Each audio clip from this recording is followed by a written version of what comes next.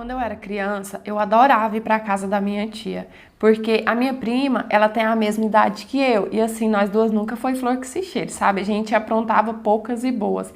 Eu lembro que quando eu ia para a casa da minha tia, nós duas ficava até tarde conversando asneira, e aí a gente ria que rolava.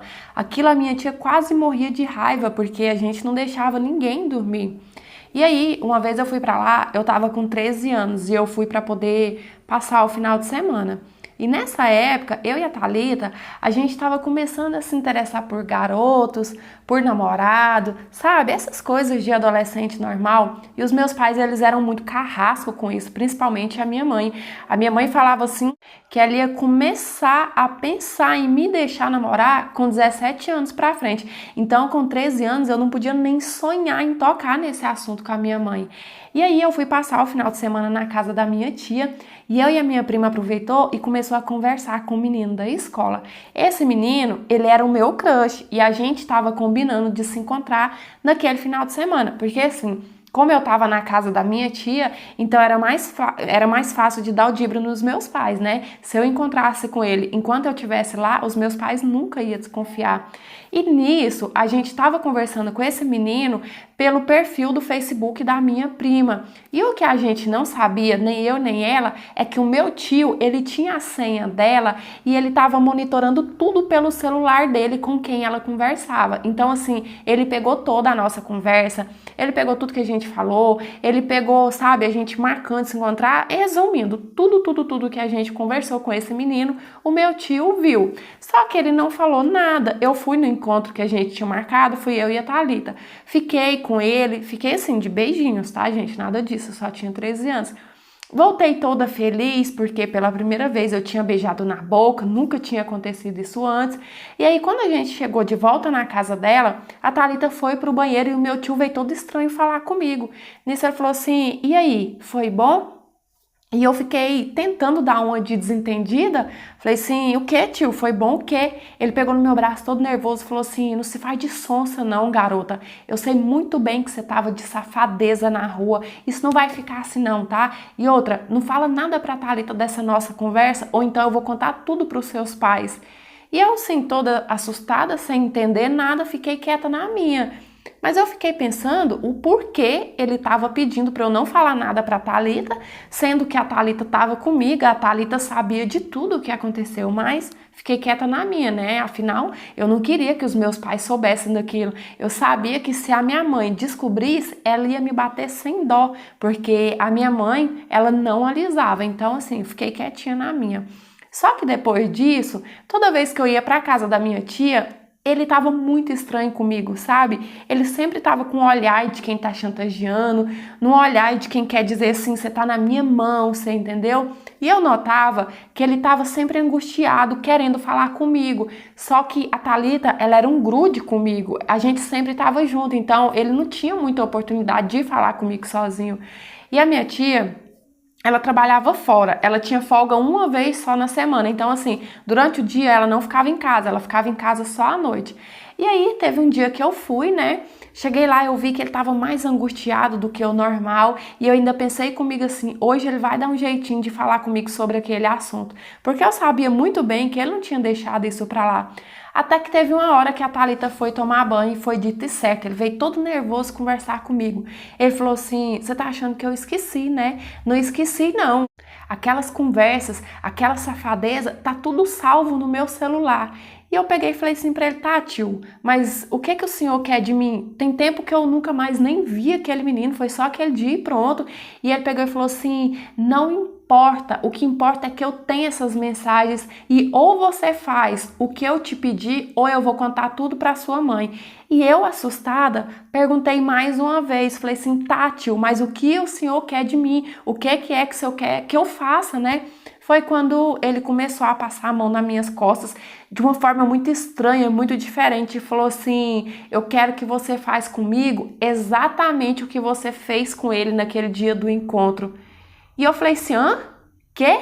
Ele falou assim, você não beijou, não agarrou, não deu uns amassos nele? Então, é isso que eu quero que você faça comigo. Eu falei, você tá ficando maluco? Você é meu tio, você tá pedindo pra eu te beijar na boca, é isso? Ele ainda completou assim, por enquanto, por hoje é isso que eu quero, mas eu vou te pedir mais coisas.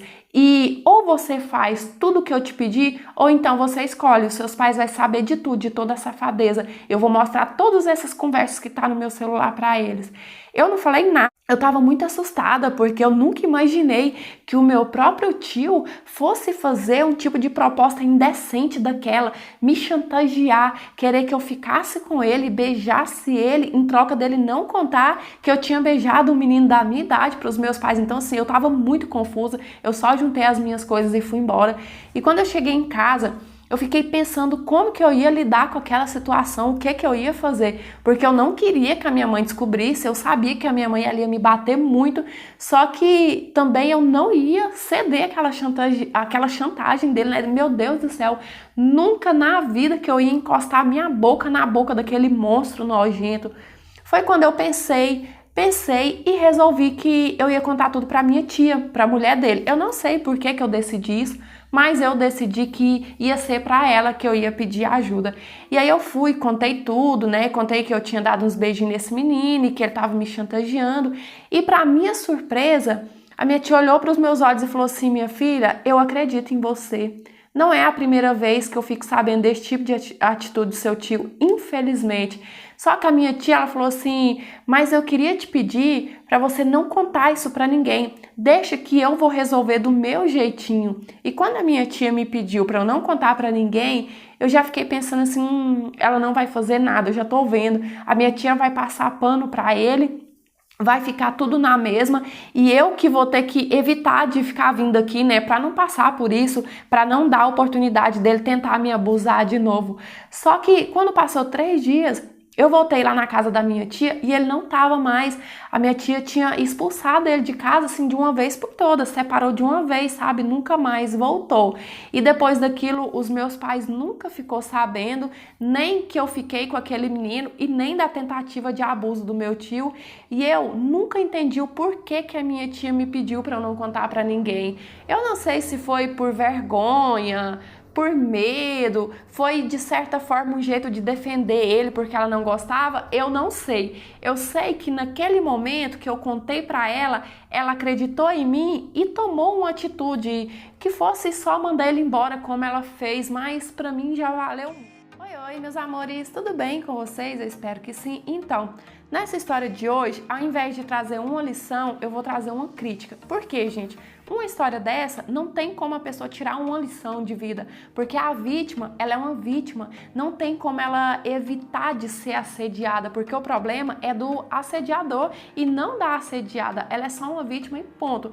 A minha crítica vai ser a tia da menina, porque assim, achei muito bonito ela ter acreditado, ela ter tentado tomar uma atitude para proteger a sobrinha, né, que foi separado dele, pôs ele para fora de casa.